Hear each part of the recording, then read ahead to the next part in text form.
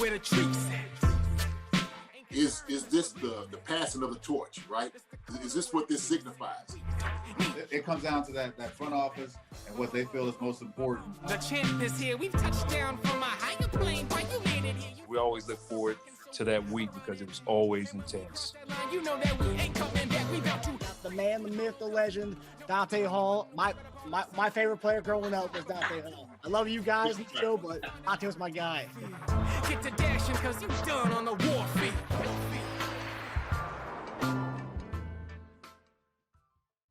This episode of Chief Concerns is brought to you by betonline.ag. BetOnline is your number one source for all your sports betting needs. Get the latest odds, lines, and matchup reports for baseball, boxing, golf, and more, and even NFL preseason. BetOnline continues to be the fastest and easiest way to place your wagers, including live betting and your favorite casino and card games available to play right from your phone. Head to the website or use your mobile device to sign up today and get in on the action. Remember to use promo code BELIEVE for your 50% welcome bonus on your first deposit. Bet online, where the game starts. Hey guys, welcome to Chief Concerns. It's the Monday morning tight end in the afternoon. I'm Marcus Dash, and we're here with former Chiefs tight end Jason Dunn. JD, big win yesterday and a bigger win for Patrick Mahomes today. Breaking news, Mahomes got like Mike Florio of PFT's been crying about it all offseason. When is Patrick Mahomes going to get his contract? When is he going to get his contract? Well, he finally got the restructured deal. So to give you the people who don't know, so Mahomes is going to be getting $210.6 million between 2023 and 2026, most money in NFL history over a 4-year span. His compensation for those years is now guaranteed. Also, the Chiefs and Mahomes plan to revisit the agreement again after the 2026 season. So for those, it's the 10-year contract still in play. They just brought the last 4 years to the next 4 years. And then in 2026, they're going to renegotiate that deal. But JD, off hearing that right away, what are your thoughts on this new deal for Pat? First off, we know he deserves it. Okay, he's done everything possible there is as a quarterback. Not just on the field, but off the field. You know, just his disposition, how he carries himself. Patrick Mahomes is the most valuable piece of artifact that's out there. Not even an artifact, like the most valuable piece in the NFL. He's the face of the NFL right now. And so I know they paid, Joe Burrow $55 million. And Patrick Mahomes been winning Super Bowls. Okay. And so everything that he's gotten, this new deal, he deserves every penny of it.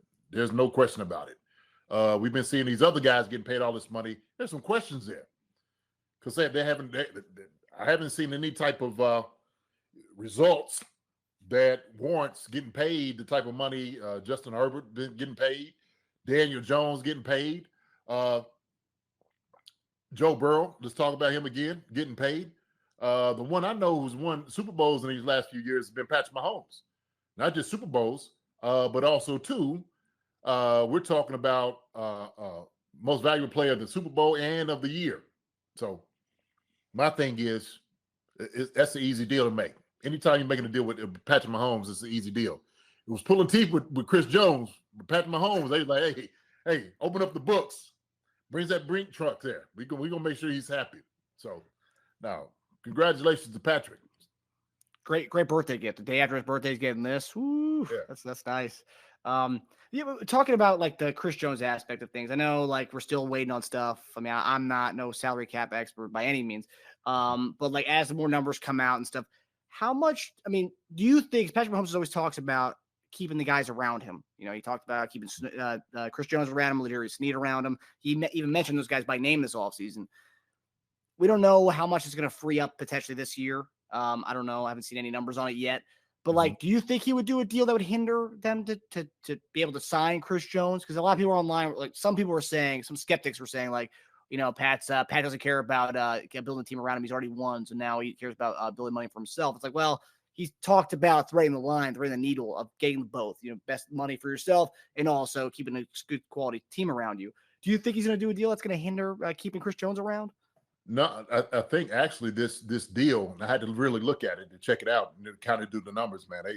They're surgical with everything as far as putting the numbers up. I mean, they could work however they want with the contract, but this seems like a little bit more in the move of maybe signing Chris Jones or somebody else when it becomes a chance, right? So it might free up cap space. And I think it's, that's what I was saying, this whole deal with Chris, like you could really work these things out if you really wanted to. That's the beauty of it. You can actually do it. So you could kick the can down the road.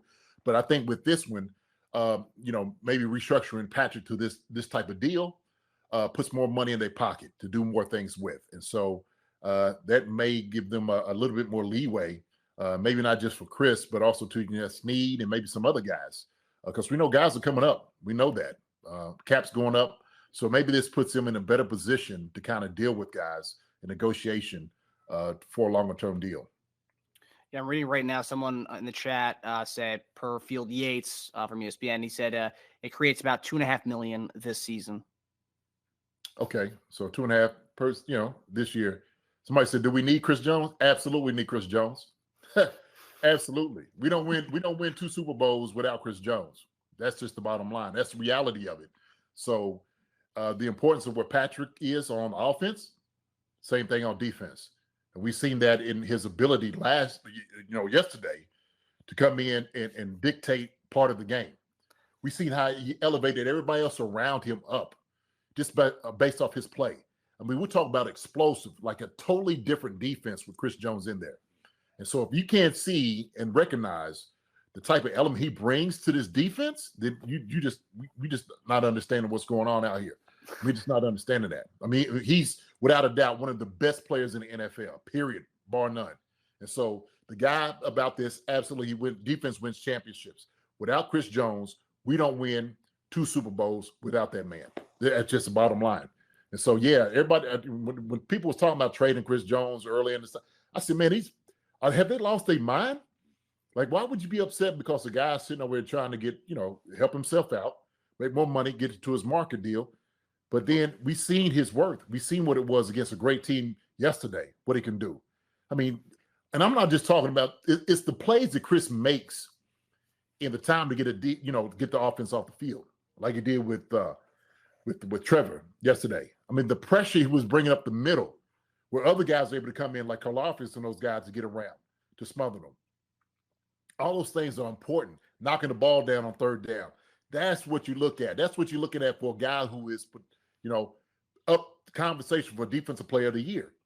You're not going to get you don't grow Chris Jones on trees. You just don't. You don't have a guy like that out here just walking around. You're not going to be able to get a guy like that in college, who's going to be able to come off and just, make that type of noise. You're just not. So we need to understand exactly the value of what Chris Jones is to our defense and how good he is to everybody else in this league, because everybody else respects him. And so it kind of bothers me when sometimes fans don't. Yeah. So just want to ask you this. Everyone in the chat's talking about this, and I saw on Twitter, people think that doing this move may mean we're going to go get a receiver. But I want to ask you this.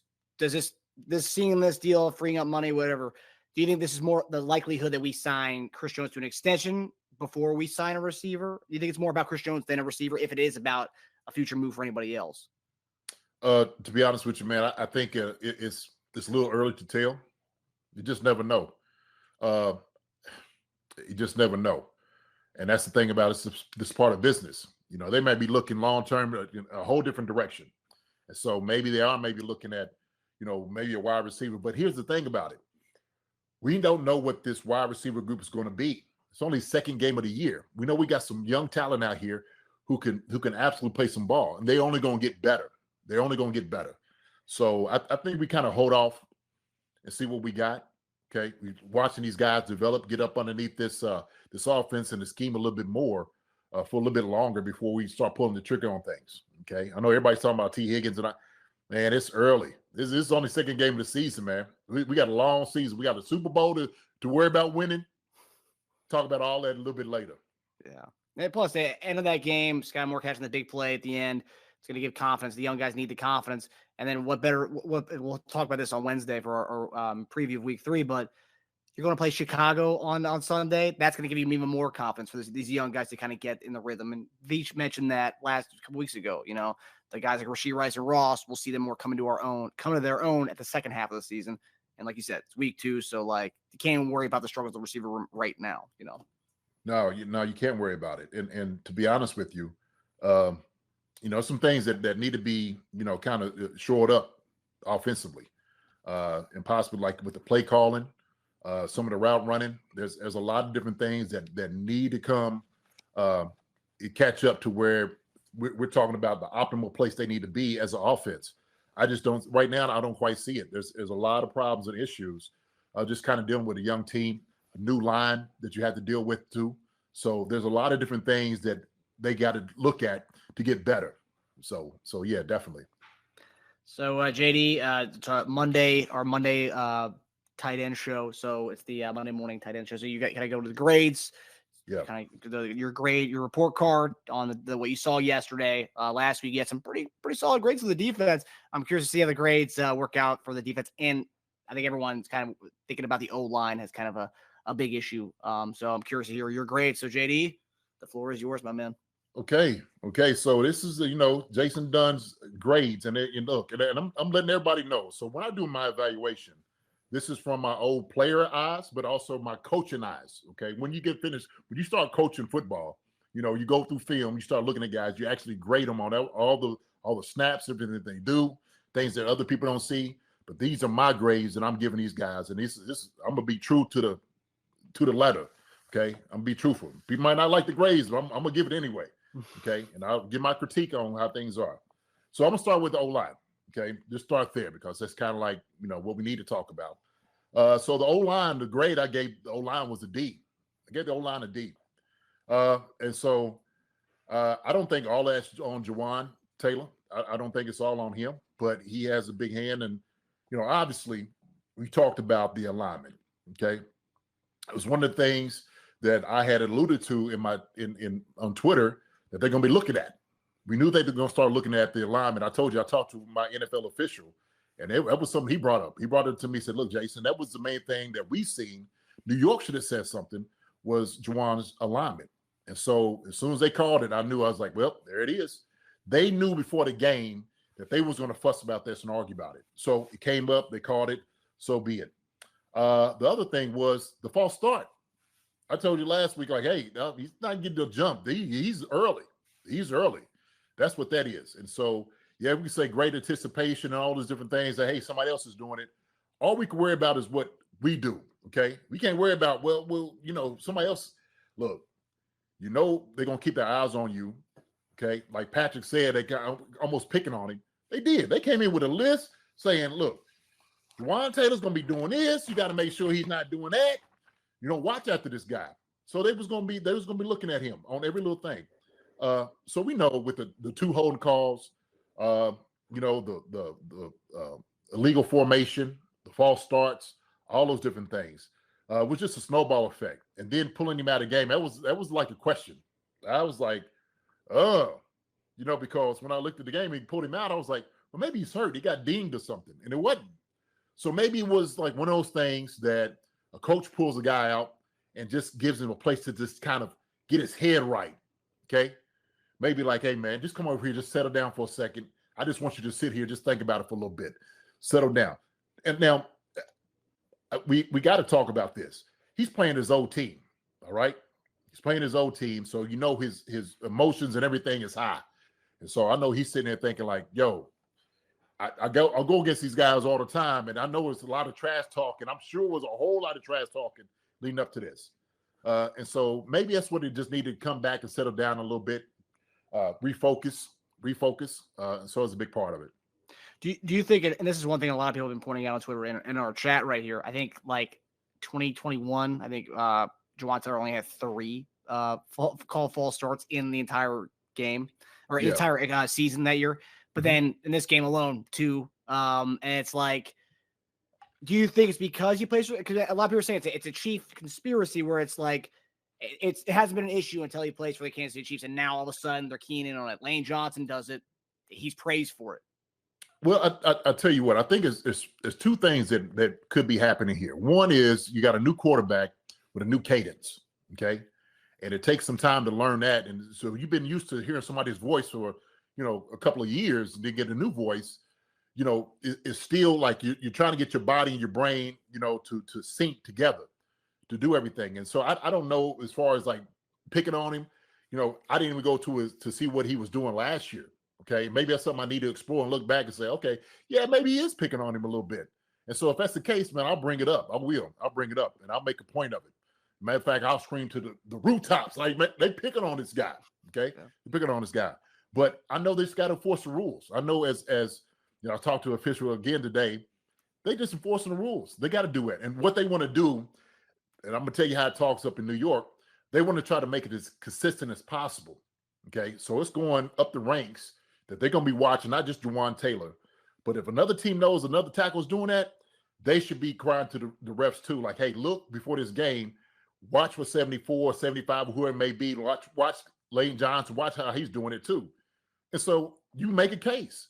Before the game, that's what you do to referees. You put in their ear, you let them know. Matter of fact, when they run by you, watch him getting off sides, watch him. And sometimes they listen to these guys. If you in the ear enough, refs know. You can almost help them dictate a call. You can almost help them pull a flag out, just by talking to them even more, right? And you're just kind of on their back. So maybe it is. Maybe it's some validity in that thing. But let me go ahead and finish up with my grades on the O-line. I think when you still talking about running the football, man, we just got to we got to run the football a little bit more than what we did. Yeah. Okay, and I think a lot of that had to go into the play calling. If I'm not mistaken, I think I only counted 2 runs the first half, 2 called runs. And one of them was the first play of the game. Yes, that you know what? There's no excuse for that. I get we're a passing team. I do understand that. But we listen, when teams know that all you're going to do is pass the football, you just sit back in coverage, and those D linemen, they just peel their ears back and they just come after the quarterback. That's what they do. Then you got our tackles and the guards sitting back on their heels. So it makes it tough for guys. It makes it tough, especially when you're trying to run the football. That's why sometimes you see a problem issue maybe when it's 3rd and 1 or 4th and 1 or 3rd and short, trying to run the football. Well, because now you got to get all your cleats in the ground, but you haven't been doing it. You haven't been practicing it. You've been sitting back in the heels the whole time. So that's some things we got to change because we got some talented running backs. We do. And I like to see Pacheco get at least, 12 to 15 carries a game. He deserves that because he runs hard. And we know once you get him involved in the game, he's just going to get better. He's just going to get better. So I absolutely petition. We need to run the football a little bit more. Now, they don't have to listen to me at all. I'm just saying I know how deep this. You want to keep them. You want to keep them honest. Okay. Part of it is running the football. Our offensive line, the snaps from Creed were low. Yeah. This was a bad game for Creed. It was. I watched him. It wasn't one of his better games at all. He looked like he was really trying to find himself. He held up sometimes, but there's sometimes he was kind of struggling. I think some of the snaps were low because he was trying to get up and blocking, the defender. Man, they had a pretty good D line. Okay. And so sometimes you're thinking about blocking this guy, getting into, your steps, pass protection, that you got to make sure you get your hands on him right now. So there was some low snaps by Creed, man, but he needs to have a better game than what he had. So that's my O-line assessment as a D. These guys got to get better. Thuney, same thing. I think Thuney had a decent game. Decent, though. Just decent. He got to do better, too. The whole O-line themselves have to be in sync with each other. They got to do a much better job. And I guarantee they're all sitting there watching film saying, you know what? We need to get better. We have to do a much better job of blocking up front, getting some more lanes, getting up and hitting guys in the mouth. We got to do a much better job of that. Okay. So that's the M for D. So I go to the wide receivers real quick. Wide receiver grade. So I gave them like 2 grades, and it kind of on the fence with some things. So I started with a C+, then I gave them a B-. C+. All right. Okay. Kadarius Toney came back, and he did exactly what I thought he would do. He come in, he makes some plays. You know, he looked good out there and made some guys miss. I think he's still a little hurt. He's not 100% still. Say he's about an 85. That's where he's at right now. Once that joker get 100%, man, he's going to be absolutely dangerous. But he got still just a little bit on him there. So Kadarius Toney came back and kind of, you know, got back into where he needed to get somewhat of the rhythm. And the thing is, they got the ball out quick to him, right? On the edge, get the ball in his hands, let him make plays right now. So he did a good job. You know, he had the one, I guess, he kind of went back, but that was it. Sky Moore. Hey, I told you. I was saying Sky Moore needed to have a game saying, like, look, you know what? I can fit in this thing. I don't need to be the fifth option here. I could be the third or second option in what we do. And I think Patrick started looking for Sky a little bit more, okay? So it's going to be good for him to lean on Sky Moore because Sky Moore, man, is going to be a good receiver for us. I'm trying to tell you, man. Once he figures it out, and I think he needs to understand that now, wrap his head around, like, look, you are good. You're a high draft pick. There's a reason we got you here for your skill set. So don't just take a bench on everybody saying you're young. You come out here and you start performing right now. So it was good for him to get in the end zone, first touchdown of his career. Well done, Sky Moore. I'm just looking for this guy to get better. I'm looking for him to get better. That back shoulder throw and catch was perfect, man. Beauty. Oh my goodness, the timing of it, seeing it from the side, watch it. Ooh, I was like, oh, that's perfect. That's what you work on. You work on those things like that in practice, and it comes out and it does look pretty. It does look pretty. So if they don't sync like that, man, they're gonna have he's gonna have a big year this year for us. I'll tell you what, though, if he's watching that back today on that last throw, that big third down throw, he had a cutback lane where Richie James was coming the other way. If he just cut back the way that was 6, but you know he ended up getting caught on that last 3rd and 6 throw. If he went back inside and Richie James was there to kind of set the pick for him, he would have had probably a touchdown there. Yeah, for sure. So, and you know what? I'm gonna tell you, had a good game, and I you know what? I'm gonna apologize to this guy, okay? Because he is somebody. I'm like, you know, he might be down the road, but this guy right here, I think, is actually somebody that we can rely on, and that's Justin Watson. Okay, it's Justin Watson. And so what I'm kind of seeing the same thing almost with Sky Moore saying, like, look, I can fit into this thing and actually be a good part of this offense. If everybody ain't doing it, I'm gonna go ahead and get it done. I see him working hard. He gets open. He made some good catches. He had that one fumble, right? He had the one fumble that was like, oh man, come on, Justin. Like, but I think if he comes in, he could be a reliable receiver for us. He could be that deep guy, and he's been doing it. Still a little lazy on the routes. I've seen some of the routes where some guys should have been influencing some of the defense and didn't quite do it. It was one he ran like the post and should probably kept it higher than what he did. The one that Patrick threw the interception on. Right. Okay. But Patrick got hit. That's on the O-line fault. You know, because he's trying to get out his hands. He could actually get fully into the throw like he wanted to, because Justin beat those guys. You know, so we don't know what would happen if he got all the way into his throw. So that's why I said I got a C+, B- with those guys. Okay. So tight ends. Let's go to the tight end room. All right. Go to my guys. Okay. First off, it was good to see 8-7 back out there.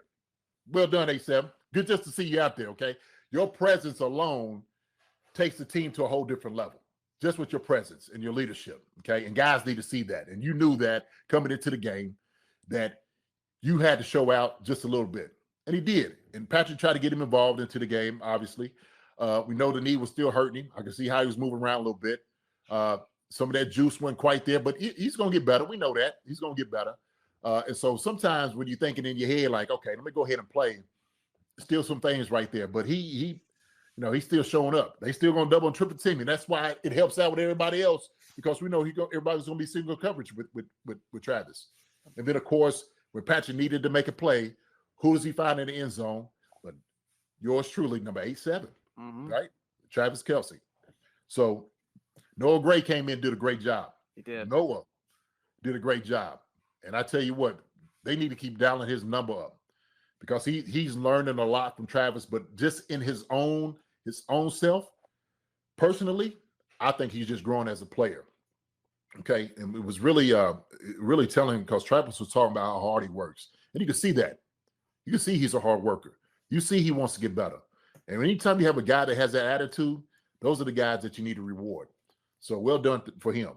Bill, seeing him come in, make some good blocks and whatnot. So I always love seeing my tight end room. I'm gonna look at those guys more than anybody else. So I gave those guys a B on the tight ends. So now running backs, RBs. Look, RBs. I gave y'all a B. I know y'all need more work. Y'all need more work. Y'all want more work. Okay, and y'all need to be rewarded because y'all guys are good. Okay. CEH got that one ball, got the first down, which we needed, and that was big too. That was huge. We needed to see something like that. Keep the drive going, sustain the drive. So hats off to CEH, fitting himself into the groove of doing some things. Same thing with Jet. We know with Kenneth, is always the guy that we can always rely on. And Pacheco, that sucker take off running, man, hitting hard. Feed Pacheco the football. Give him the ball. Give Tim the ball. That's what I'm about. So need to see more of that, man. But I'm gonna give them a B. I know they wanted to do more, but we gotta give the balls in the hands of the playmakers. We have to. Okay, those guys are playmakers. Every single one of them. Every week we talk about rhythm as far as getting running back the ball to get in a rhythm. One carry in the first half on the first play, you don't hear from him again until the second half, where he has 11 carries in the second half. Right. Ridiculous that the offense is they did that. They went away from the run like that right out the gate. Yeah. Crazy. Yeah, and the thing is, when you got to establish this game, it's establish some guys early. Okay, make them be a part of what you do. So teams do absolutely have to honor what they do back there. Okay, their weapon, utilize them. Okay. Are you concerned with the lack of usage McKinnon's getting as far as getting touches? I mean, he's not really getting. I mean, I think it was week 4, week 5 where he started to get like more acclimated to the offense last year. I mean, all the receiving touchdowns he had, but like I'm kind of surprised at the lack of touches. I mean, I drafted him late in some of my fantasy leagues, and he might be cuttable at some point here. You know what? They're gonna look at it. Like I said, it's still early, and they know he's always there. They man, just wait. Believe me, you're gonna get your time. Okay. And so I like to see them utilize him right, of course, right now, but he'll get it. He'll get it. I think we still, like you said, getting into a rhythm. I think we're still trying to understand, just the whole the rhythm of everything. I guess we're trying to get into a pulse, a sequence of doing things and sustaining drives. A lot of drive killers were those penalties, and so it's hard when you're 3rd and 24 and 3rd and 18, and that's tough. That's tough. Takes you out of the red zone, takes you out of scoring position. That's demoralizing to an offense. So yeah, man, we got to do a much better job. So now I'm gonna slide over to the defensive side of the ball. Okay, defensive side. Let me start with the D line because I started with O line. D line, I gave these jokers a B+. Okay, all right. I ain't gonna say we because I was singing this guy's praises, but some of these fans owe Chris Jones an apology, okay, about trading him and he's selfish and all different things. Look, Chris Jones, his presence in there changed the entire dynamic of how our defensive line plays. I mean, it was glaring the difference into his presence out there alone to wreaking the havoc that he did. How everybody else around him was able to come in and play hard. And when you have a guy like that who's playing at a high level, that just makes you want to play at a high level. I think, with Karlaftis, he's seen those guys make plays. He can go out there and make some plays. And so sometimes when Chris is going there double teaming, just, clawing at guys, he's destroying the guard, he's destroying the tackle, he's getting up the middle with the pressure, knocking balls down. All that's infectious. That's infectious. Dickerson did a good job. I seen Nagy come in and make a play. And so the D line, I gave him a B+. And these guys just going to get better with their leader back. The leader's back, he's going to make the entire defense better. But the D line, they absolutely needed a guy like this. They needed a veteran presence out there that's going to make some plays. Okay, that they could root around. So B+ on that. 9-5. Glad to have you back. Okay, glad to have you back. Didn't doubt you not once, not one bit. Not one bit. So you get a B+ for the D line. What would they have to do to get an A+? A+ is hard to do. They got to play a perfect game, and it wasn't perfect. Okay, there were some times that they probably should have got some lanes, some deep, some double teams. Guy got pushed a little bit, but they, B plus. Okay, You're a tough grader, JD. I am. Hey, look, I'm a coach. Listen, I'm using my coach's eyes, and I'm gonna be honest. I'm gonna be honest now. Okay, they didn't do everything right, but that's a B plus. So that's an attaboy. They should be okay with that. Okay. Corners. I gave a B for the corners. That's what I gave for the corners. These guys came in, and I knew it was going to be a challenge to them. And we said this the other night, that from running back to wide receiver all across the board, I don't think there's a more complete receiving core, running back, tight end group than Jacksonville Jaguars. I just don't. And so you're talking about 3 capable wide receivers, 2 good running backs, a good tight end that runs like a wide receiver, and the DBs got after him. They got all over him, okay? They got all over him. McDuffie making plays, Watson making plays. I mean, these guys are making plays. And so Reid was making plays, making tackles out there. I love to see it. I love it. Snead was making plays, okay? Now, let me say this about Snead. Snead is still hurt, and you can see it. He didn't have the quickness still. The quickness not quite there yet, okay? And you can see it, him cutting back and coming back on the ball. I'm like, oh yeah, he's still a little bit hurt, because some of those plays he would have made. He wouldn't have to push, Calvin out of bounds and things like that. And so they challenged themselves and competed, and that's all you want them to do. So Spags, that's why, man, we watch these young guys develop over the postseason. During the season, toward the end, I knew what we was gonna get. And these guys, man, they are playing at a high level, and I knew they were gonna be good. It was just patience with them, just patience. And I'm waiting on Snead to get back fully 100%. Going to be even more dangerous. And so they did a great job, man, just keeping the offense out of the end zone. They did a tremendous job. When they're talking about the whole defense, they backed up. They back up against Jacksonville. That's a very good football team, a very good offense. And I tell you what, they did a hell of a job against this team. They really did. So well done just for the whole defense, okay? Linebackers. We go to linebackers, okay? Linebackers, I gave an A. I gave linebackers an A. I actually gave linebackers an A. Damn. I watched them closely, okay? Leo Chanel, Willie Gay, Bolton, these guys did a tremendous job. Fitting in lanes, recognizing plays, screens, misdirection, their fits. And when they were supposed to have, your responsibility, sometimes you just your talent's got to come. And that's what I seen. So I gave them guys an A.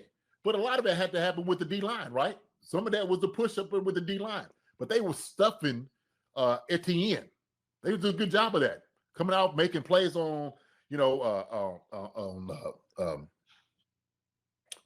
tight end, Ingram, those guys. But they did a good job, man. I gave them an A. I thought they did a solid job this past week. Some people may disagree with me, but from what I saw, I think they did a good job. I really do. So I gave them an A, but a lot of it comes with the D-line helping them out too. But those guys got a lot of talent, man. We got a lot of talent in that linebacker group. We really do. So I gave them an A. Now, I didn't talk about this on offense, okay? But we forgot about the quarterback. Okay. Oh. We didn't talk about the quarterback. So I gave the quarterback, Patrick Mahomes, I gave him a C+. Wow. Patrick, a C+. Okay. And I think a lot of it is still kind of to knowing your offensive line, trusting the receivers. Patrick needs to do a much better job, and I'm sure he's watching this. As far as like when I'm game taping, he's probably not watching this right here. He may be. He might, oh, JD, yeah, he's right. But he probably need to utilize his check downs a little bit more, okay? And we know that Patrick loves the long ball. He's trying to get that hitter, deep route, but there was a lot of passes he could have made just to advance the chains. Okay. And he missed a lot of that. And there was a lot of opening, a lot of grass in front of these guys just to run. Okay. And so he passed up on that, looking for kind of the deep ball. Some of those he held the ball a little bit too long. So that's why I gave him a C+. But Patrick, he's going to put the ball where he needs to. And so we know just his leadership ability, just helping these guys out. We know he's going to make plays. He start making plays with his legs. I mean, he's so methodical in the things that he's doing, okay? Not taking the chances that, or putting a guy in a bad position, okay? But I think some of those things might have still okay, Pat, don't put it all on your shoulders. You don't have to. Trust these guys around you. Still trust them, okay? Sometimes get rid of the football. Hey, utilize the check down. It's there right now, right? Hey, don't worry about it. Catch the football, positive yards, that's all you need. So I give him a C+, Patrick Mahomes, okay? And I'm looking for Patrick to play a little bit better than what he did, but we got 2 touchdowns passed. He had the 1 interception, which I told you he didn't get there all the way into the throw. But yeah, there were some balls he put right on the guys, man. We like beautiful balls. But I'm a grade Pat tough. He's the best in the business. So I'm gonna grade him tough, okay? So C+ there. C+ is where I get Pat, man. And he's much better than that, man. He's an A+ guy every week, and that's what I'm expecting, right? So yeah. Special teams guys. Tommy Townsend, A+. I told you it's hard to get that. Tommy, he's always given a chance. He's given a great opportunity. Everybody else, total special teams, maybe a C. I'm seeing that's a C. That's a low C. I'm serious. We're not giving Richie Jack. We're not giving him any chance, an opportunity. He muffs one ball out there, gives him a ball right, down in the red zone. Can't do that. But we got blocked for this guy. I don't see any spark whatsoever from our special teams other than Townsend. Buckner, he's going to come and do his thing. Hat off to him. He's just, to him, it's routine. But we need a much better job, man, blocking for Richie James. Then Richie James getting some spark, giving our offense a better ball position or field position than what it was. Are you worried about Richie James? I remember when we signed him, it was a big deal for Giants fans. I always like to see what other teams fans think of when we get a guy. Like, for example, when we got Drew Tranquil, Chargers fans were pissed off about it because they didn't want to see him go, right? So that's how you know if a guy's solid. Right. Richie James, however, Giants fans are like, enjoy the muff bunts because that guy, he's rough back there. And I think he had 3 or 4 lost fumbles last year. Dude, I had no idea. They was like, well, he got replaced somewhere in midseason at that position. So I'm just like, okay, I had a lot of faith in him before it started. And I ain't lost my faith in him fully yet, okay? Because it definitely sun was in his eyes. You could tell. I was watching it. I slowed it down. I'm like, oh, yeah, he lost it in the sun. But, as a returner, you got to know it. You got to know, put the same thing. I played center field and baseball. Put your hand up. Hey, fair catch, you don't see it. Block the sun out, make a play. But you got to secure the ball. Secure the football. Those things are costly. Those are costly. So yeah, man. So you're not throwing up the red flag yet or the white flag yet with Richie James at punt return. Not yet. Who are we gonna replace? Who? I mean, what's our alternative right now? No clue. Yeah, that's the thing. that's the question. All the guys we tried back there during preseason, they're on the practice squad or no longer with the team anymore. So, right. So they might move a guy up just for something like that. Yeah. They've done that before. So. Remigio looked good as far as the way he was doing in training camp and, what he looked like in preseason. But, I mean, there's limited sample size. We don't really know what he can do at the next level. Right. So, yeah. No. So before we head out of here, what would you give you hinted at it. What would you give the offensive play calling? That's the big hot topic right now, the play calling. What would you give the play calling? Man, probably a C. I'm a very generous C+. C. A C. I when they was in rhythm, you could see it. Like I said, the penalties cost a lot, and it kind of puts you in a position like there's certain calls you can only make, right?